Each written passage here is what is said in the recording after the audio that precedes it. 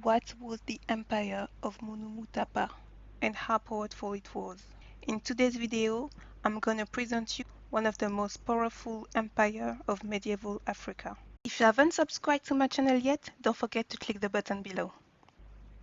The Empire of Munhumutapa was located in southern Africa, actual Zimbabwe. It was a very powerful empire. For a very long time, its capital was Great Zimbabwe. Zimbabwe comes from the Shona Zimbabwe, which means Great River House.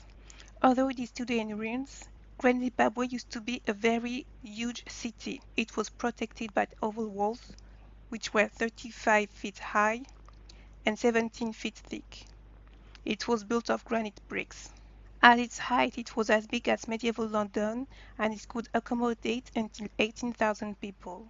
It contained warehouse and livestock, and it was the center of the craft industry, as well as copper, gold, and ivory were worked there. Some scholars claim the possibility that builders had highly mathematical skills as well as astronomical knowledge added to their engineering skills to build Great Zimbabwe.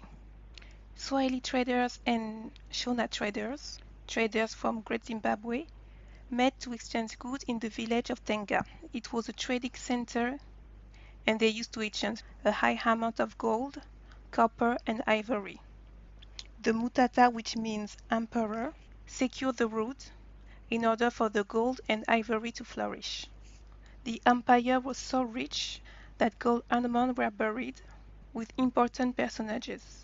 The town of Mapungubwe in South Africa could have been the religious center of the empire. From the grave, a golden rhinoceros as well as wooden bowls covered with gold were found. Also, golden necklaces and other jewelry were also buried. Between the 14th and the 15th century, the empire was at its height. It was very wealthy and very prosperous. After destroying fire, houses and walls were rebuilt in a brand new style. It was highly improved and even more beautiful than it was. A new palace was rebuilt. It was made of ivory and gold. It contained sumptuous apartments as well as spacious rooms. The ceiling and the floor were decorated with gold, and the emperor's dishes were made with porcelain. The palace was rich and very magnificent.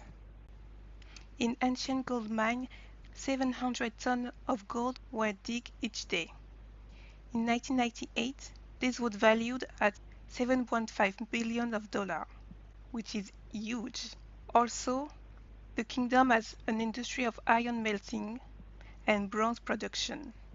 Their way of life was so in tune with nature, and they were so in peace that the people could live until 19 years old or 100 years old. So the smallest social unit was called the Imba. Each family owned and worked its own garden.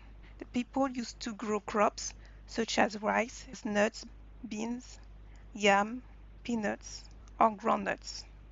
At the time, there was no criminality and no violence. People had no doors at their house. There was no threat, and the cities were safe.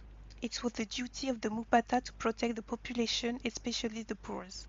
Only few ones had doors at their house, which was a privilege granted by the Mupata.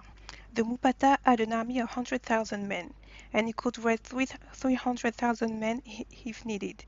There were also women warriors inside the army. The first source of economic wealth was agriculture, and the second source was pastoralism.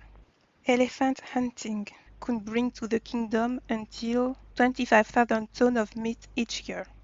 The textile industry was very important, and the cotton was locally produced. Clothes were made of satin, silk, and damask. During the 16th century, the kingdom faced its first threat with the Portuguese. A Portuguese zealot, Father da Silveira, was killed on March 1561. It was actually killed by the Portuguese, and this was just an excuse for them to invade the country and steal the gold. Until the 17th century, the Portuguese attacked and invaded the empire of Munhumutapa many times. They eventually managed to take over the land little by little, and every time a little bit more. By the year 1624, the Portuguese took over. the kingdom. They put in place a new ruler and convert him to Christianity, as well as a new queen. They expelled all the Swahili from the kingdom, they put new laws in place, and all Portuguese were treated as if they were ambassadors. During the 17th century, the Portuguese gained more and more power and took more and more land until the start of the slave trade. Thank you for watching this video. Love and peace to all of us.